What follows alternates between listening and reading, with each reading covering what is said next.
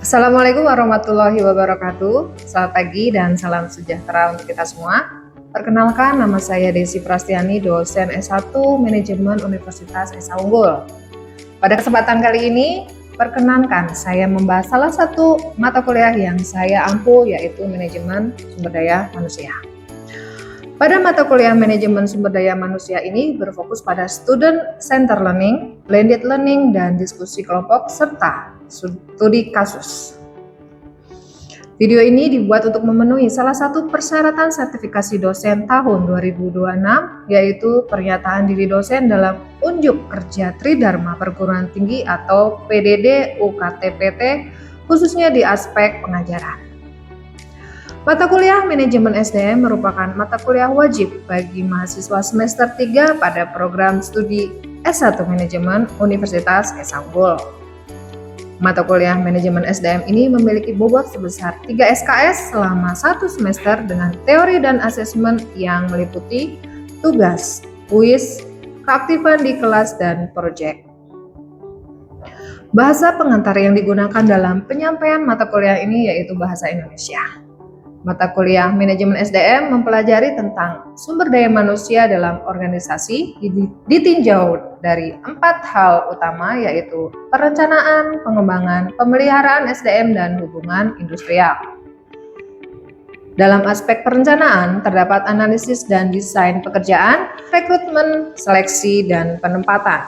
Sedangkan dalam hal pengembangan karyawan, di dalamnya terdapat pengembangan kemampuan dan pengembangan karir termasuk pelatihan. Dalam aspek menjaga dan mempertahankan karyawan, aspek yang terkait adalah penilaian kinerja, kompensasi, sistem upah, dan motivasi. Sedangkan dalam aspek terakhir yang dibahas yaitu hubungan industrial, di dalamnya terdapat pemahaman tentang undang-undang ketenagakerjaan, kesehatan dan keselamatan kerja, pensiun, serta serikat pekerja. Materi mata kuliah SDM meliputi dasar-dasar manajemen SDM, manajemen personalia, manajemen SDM internasional, merencanakan kebutuhan tenaga kerja. Yang ketiga, membuat desain pekerjaan termasuk deskripsi pekerjaan dan syarat posisi pekerjaan. Yang keempat, proses dan seleksi rekrutmen, tes, dan wawancara kerja. Yang kelima, manajemen pengembangan karyawan, pelatihan, dan karir. Yang keenam, manajemen dan penilaian kinerja karyawan. Yang ketujuh, kompensasi dan penggajian. Yang kedelapan, manajemen motivasi dan mengatasi stres. Yang kesembilan, peraturan perundangan tenaga kerja. Yang kesepuluh, dasar kesehatan, keselamatan, dan kerja karyawan. Yang ke-11, keluar dan pensiun. 12, serikat buruh dan serikat kerja. Serta yang terakhir adalah globalisasi dan manajemen sumber daya manusia. Capaian pembelajaran pada mata kuliah ini ada 3, yaitu 1. Merencanakan, mengorganisasikan, melaksanakan, mengevaluasi, dan mengkaji, serta mengambil keputusan secara tepat dalam konteks penyelesaian masalah berdasarkan hasil analisis, informasi, dan data. Yang kedua, mampu mengidentifikasi, merumuskan, melaksanakan, menganalisis, dan menyelesaikan masalah berkaitan dengan fungsi manajemen dan fungsi organisasi pada level manajerial dan operasional di berbagai tipe organisasi dengan kaidah yang berlaku dengan menerapkan teknologi dan prinsip kewirausahaan. Yang ketiga, menguasai konsep teori, metode dan perangkat analisis fungsi manajemen dan fungsi organisasi serta strategi dan teknologi pada berbagai jenis organisasi. Selanjutnya, untuk pencapaian pembelajaran mata kuliah atau CPMK pada akhir perkuliahan ini ada 5. Yang pertama, mengidentifikasi permasalahan dalam bidang manajemen SDM secara sistematis dan menyusun alternatif solusi berbasis logika. Yang kedua, menganalisis fenomena atau isu MSDM secara kritis dengan pendekatan berbasis teori. Yang ketiga, mengorganisasi sumber daya manusia secara efektif untuk mendukung pencapaian tujuan organisasi. Yang keempat, menggunakan berbagai macam keterampilan pengelolaan MSDM termasuk teknologi informasi untuk mendukung proses manajerial di organisasi. Dan yang terakhir, menunjukkan kemampuan menganalisis SDM dan lintas fungsi organisasi dalam pengambilan keputusan strategis. Referensi yang digunakan pada mata kuliah manajemen SDM ini beragam, tetapi referensi utama pada mata kuliah ini mengacu pada buku ajar MSDM yang telah dirancang dan disusun sesuai dengan RPS selama 1 semester. Di samping itu, masih ada beberapa sumber pustaka pendukung lainnya yang dijadikan referensi pada mata kuliah ini. Metode pembelajarannya berupa small group discussion, role play dan simulation, discovery learning, self-directed learning, cooperative learning, collaborative learning, contextual learning, project-based learning, dan metode lainnya yang setara. Sistem pembelajaran mata kuliah manajemen SDM dilaksanakan secara sinkronus dan asinkronus dengan menggunakan metode pembelajaran aktif yang mengutamakan peran dan keaktifan mahasiswa dalam proses pembelajarannya. Bentuk perkuliahan sinkronus dilakukan secara tatap muka di ruang kelas maupun menggunakan Zoom sebagai tools web conference-nya.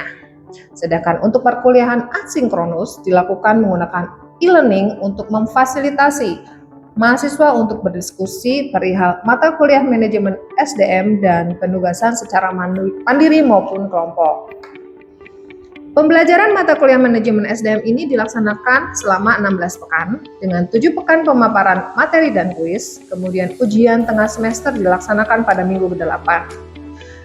Minggu ke-9 hingga minggu ke-15 kembali pemaparan materi dan selanjutnya ujian akhir semester akan dilaksanakan pada minggu ke-16.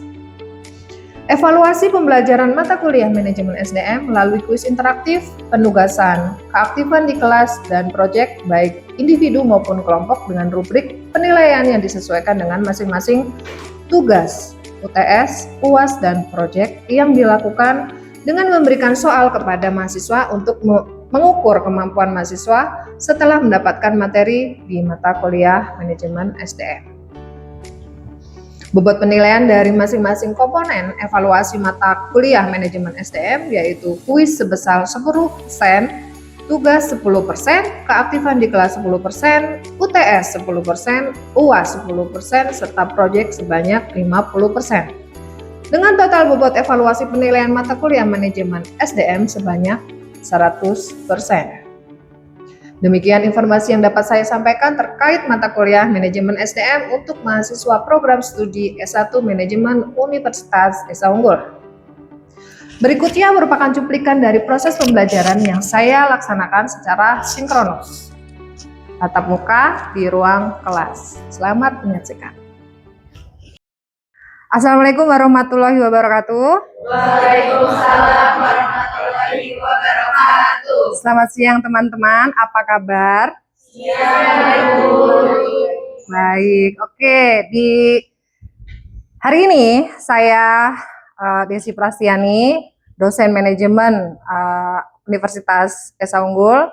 Kali ini saya akan membahas di pertemuan keempat, rekrutmen, tes seleksi, dan wawancara kerja. Ada yang ingat bahasan kemarin materinya apa?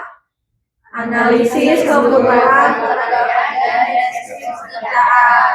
Oke, jadi setelah menganalisis kebutuhan pekerjaan, kita memproses selanjutnya adalah rekrutmen dan seleksi karyawan.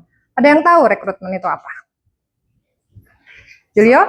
Proses menyeleksi karyawan yang berkompetensi terhadap bidang yang dibutuhkan perusahaan. Oke, Dinda? Seleksi masuk kerja. Seleksi masuk kerja. Baik, sebelum kita bahas, ada nggak dari kalian yang pernah membuat CV atau menyebarkan CV kalian? Pernah? Keterima nggak? Enggak, belum ya. Jadi, apakah CV-nya jelek? Tidak. Apakah kalian tidak pintar? Tidak. Jadi, untuk memproses CV-CV yang kalian masuk itu adalah di proses rekrutmen. Nah, hari ini kita akan bahas. Sebelumnya, saya akan jelaskan setelah kita belajar rekrutmen pada hari ini, capaian pembelajarannya keluar dari kelas ini kalian harus bisa menjelaskan konsep dasar rekrutmen dan seleksi SDM. Yang kedua, menjelaskan tugas dan fungsi strategis rekrutmen. Kemudian yang ketiga, membedakan rekrutmen internal dan eksternal. Yang keempat, menyusun tahapan proses rekrutmen. Yang kelima, menjelaskan berbagai jenis tes seleksi. Yang keenam, menganalisis teknik wawancara kerja berbasis kompetensi. Dan yang ketujuh adalah mengevaluasi efektivitas proses rekrutmen. Oke. Selanjutnya, rekrutmen menurut Dessler itu adalah proses mengambil atau proses mencari, menarik seseorang kandidat yang memenuhi syarat. Tadi kata Julio benar ya, yang memenuhi syarat untuk mengisi posisi yang tersedia di dalam organisasi. Kemudian menurut Robert, rekrutmen itu adalah proses yang digunakan organisasi untuk mencari calon karyawan untuk mengisi posisi yang kosong. Jadi betul ya, rekrutmen itu adalah proses menarik atau mencari kandidat-kandidat untuk mengisi kemarin analisis kebutuhan yang kita cari, yang perusahaan cari. Nah, tujuan rekrutmen itu apa? Tujuannya itu untuk menarik dan memilih serta mempertahankan. Nggak cuma diambil banyak-banyak. Menurut kalian, rekrutmen yang lebih banyak dengan yang mendaftar 500 CV yang masuk dengan 10 kandidat tapi sesuai dengan posisinya, sesuai dengan kriteria dan kompetensinya, lebih baik yang mana? Yang 10, karena sudah pas. Dari 500 itu kita akan menyeleksi dengan susah payah. Nah, tujuannya adalah memilih dan mempertahankan tenaga kerja yang berkualitas. Nah, prosesnya gimana? Contohnya adalah proses rekrutmen itu berawal dari analisis kebutuhan. Misalnya nih, saya menjadi seorang HR. Bu Desi, saya butuh, saya lagi buka cabang baru, kedai kopi. Saya butuh tenaga kerja. Apa yang harus saya lakukan lebih awal? Selain menganalisis kebutuhan tenaga kerja. Open recruitment dengan cara? Tahapannya? Membuat iklan, ya kan? Membuat iklan, kemudian menyebarkan kriteria-kriteria yang dibutuhkan, baik itu secara internal maupun eksternal. Gitu kan? Kalian tahu nggak istilah the right man in the right place? Pernah dengar? Apa itu? Hah? Apa? Tempat penempatan saat bekerja, Bu. Tepat saat penempatan bekerja. Jadi orang yang tepat saat ditempatkan di tempat kerja. Sesuainya, tepatnya sesuai apa? Kompetensinya. Kemudian pendidikannya. Lalu apa lagi? Kriterianya, syarat-syaratnya. Kayak misalnya nih, saya disuruh buka lowongan pekerjaan, kemudian saya membuka yang ngelamar kan banyak, ya kan? Pelamarnya banyak, kemudian kriteria sudah ditentukan pun, itu pasti yang ngelamar di luar kriteria ada nggak? Ada. Nah, itulah tugas dari rekrutmen, ya, memilih, menarik, kemudian memposisikan sesuai dengan kriteria. Kan lucu ya, misalnya kita membutuhkan seorang barista di kedai kopi, tapi yang ngelamar nggak bisa bikin kopi, ya kan? Apa yang terjadi? Kopinya nggak enak, ya kan? Variasinya nggak enak. Kalau kopinya nggak enak, kira-kira pelanggannya banyak nggak? Kabur, nggak sesuai sama cabang-cabang yang lain. Kalau pelanggannya berkurang, apa akibatnya? Pendapatannya berkurang, bahkan bisa merugi. Seperti itu contohnya ya. Nah, rekrutmen ini bisa didapatkan secara internal maupun eksternal. Internal itu misalnya didapatkan dari dalam organisasi. Contohnya apa kalau internal? Contoh rekrutmennya. mutasi, promosi, ya kan?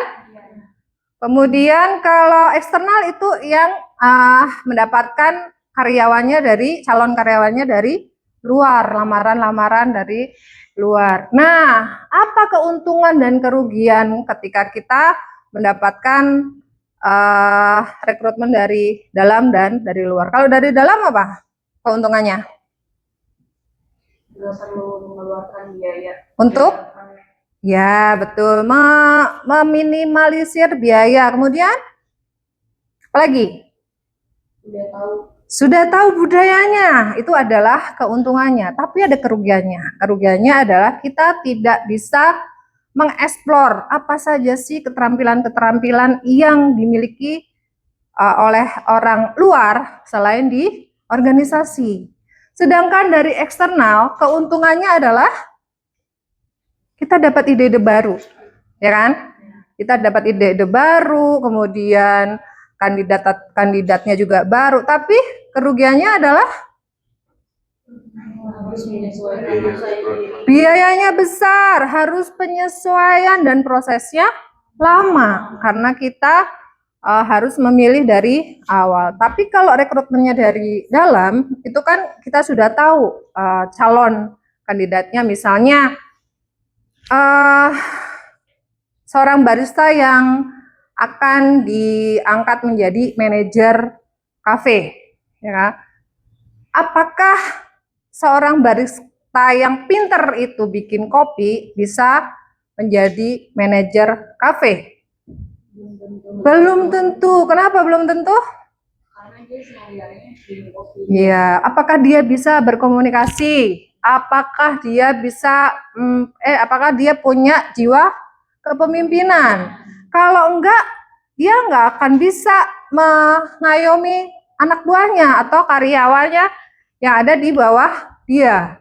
Nah, itu adalah keuntungan atau kerugian dari rekrutmen internal dan eksternal. Nah, proses rekrutmen tersebut seperti tadi yang disampaikan, bahwa iklan dulu, kemudian menyebarkan iklan, menuliskan kriteria-kriteria, event itu dari internal maupun eksternal, itu harus terbuka, ya kan?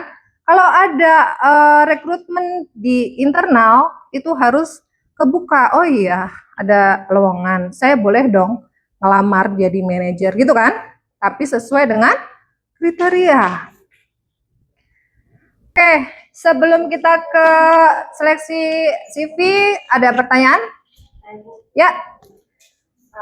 Berkaitan dengan metode rekrutmen tadi yang dari internal, apakah karyawan yang berprestasi itu punya kesempatan untuk promosi seperti yang disampaikan Ibu tadi?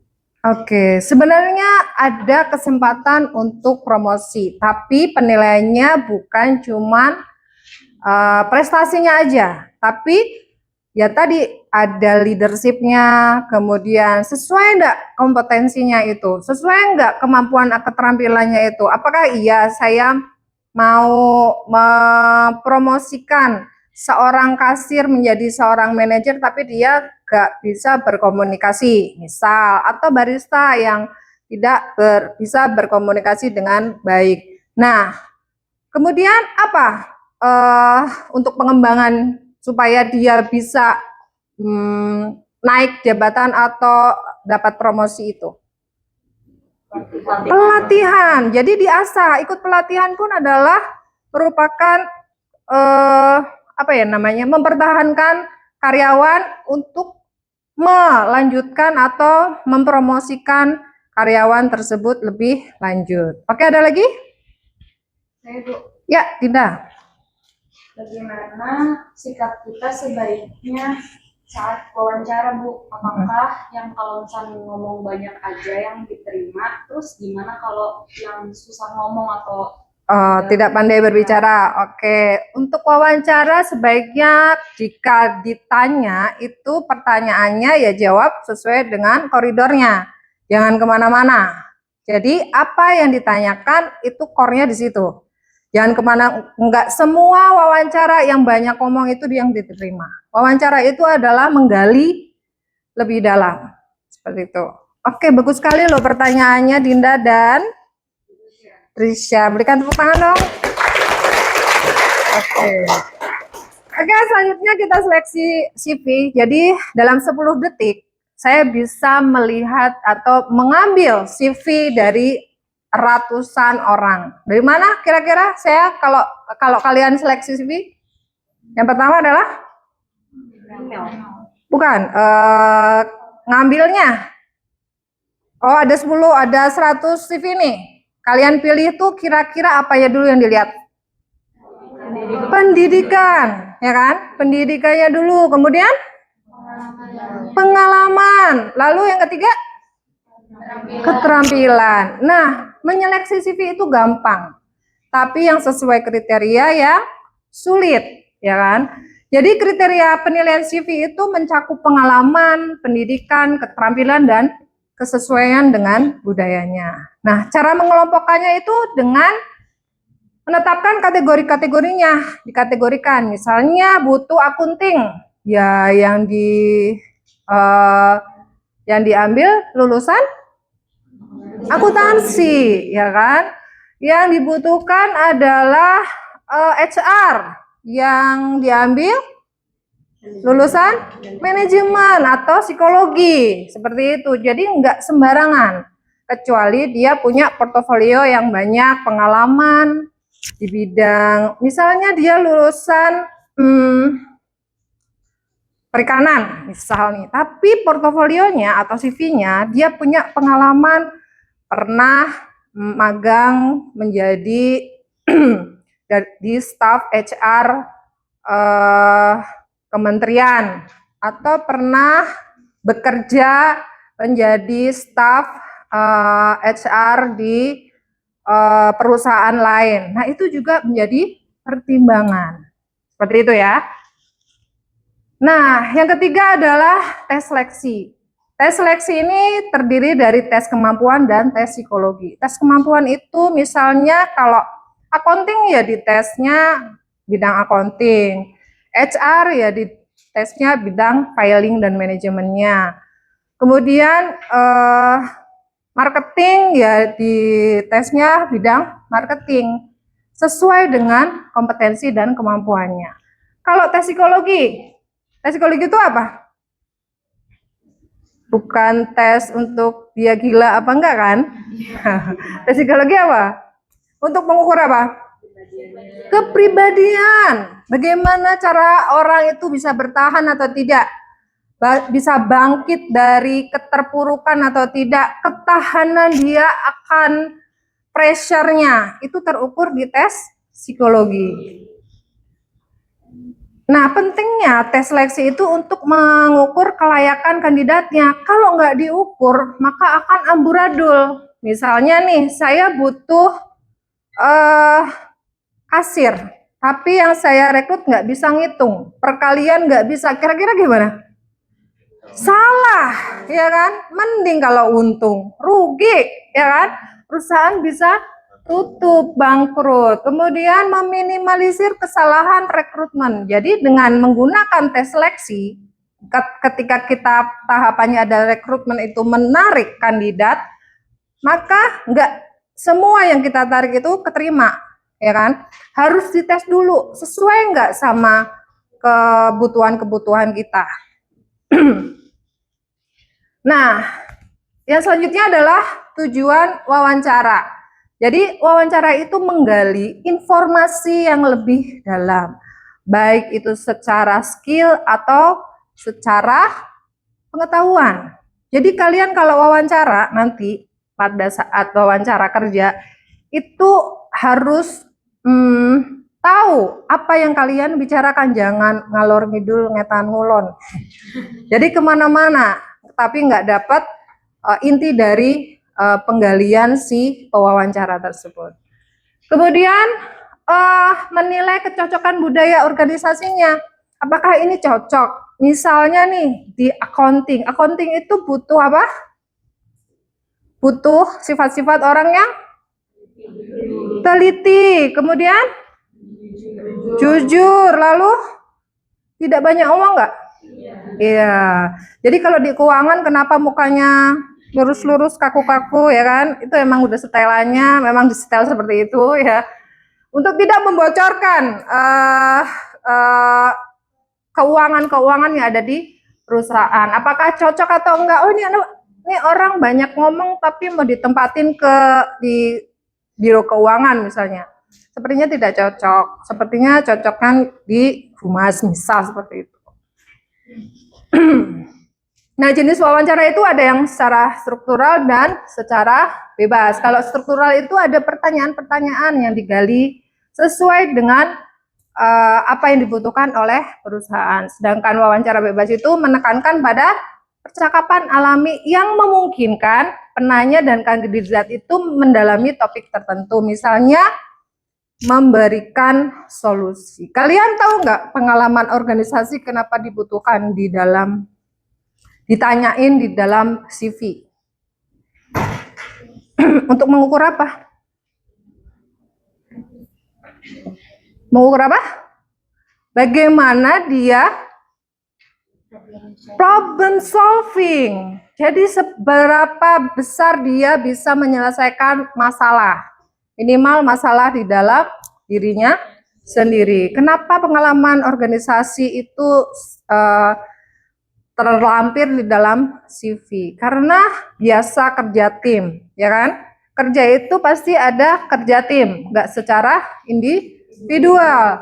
Kerja tim itu menjadi poin. Kalau kerjanya sendiri, iya kalau cepat, kalau lambat akan merugikan tim-tim yang lain. Oke, selanjutnya evaluasi hasil wawancara. Kriteria evaluasinya dengan kinerja kandidat, kemudian feedback dari timnya. Setelah proses seleksi dan tes tadi dilakukan, kemudian dibalikin ke unitnya. Ini hasil tesnya. Apakah diterima atau tidak? Kandidatnya seperti ini, kriterianya seperti ini. Nah, itu feedbacknya dari usernya. Seperti itu.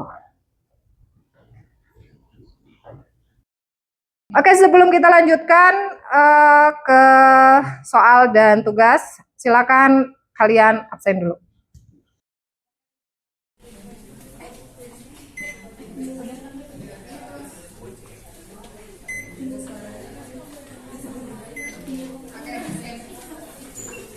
Oke teman-teman, sebelum saya akhiri perkuliahan ini, ada tugas kalian membuat sebuah CV yang menarik tentang diri Anda, dipresentasikan minggu depan. Oke? Ada pertanyaan? Tidak. Oke, baik. Kalau begitu saya akhiri sesi ini, kita ketemu minggu depan. Wassalamualaikum warahmatullahi wabarakatuh. Terima kasih. Waalaikumsalam. Demikian deskripsi singkat serta cuplikan proses pembelajaran dari mata kuliah manajemen SDM yang saya ampu. Semoga dapat memberikan gambaran terkait kinerja pengajaran yang saya lakukan di mata kuliah manajemen SDM pada program studi S1 Manajemen Universitas Esa Unggul. Saya mengucapkan terima kasih kepada seluruh pihak yang terlibat, yakni Kemendikti, Saintek melalui Direktorat Jenderal Pendidikan Tinggi LL Dikti 3 Wilayah DKI Jakarta, serta seluruh tim sertifikasi dosen tahun 2026. Tidak lupa saya ucapkan terima kasih kepada Universitas Esa Unggul, seluruh jajaran pimpinan, rekan sejawat dosen, dan rekan-rekan mahasiswa. Demikian yang dapat saya sampaikan. Mohon maaf apabila terdapat kekurangan dan kesalahan dari saya. Sekian dan terima kasih. Wassalamualaikum warahmatullahi wabarakatuh.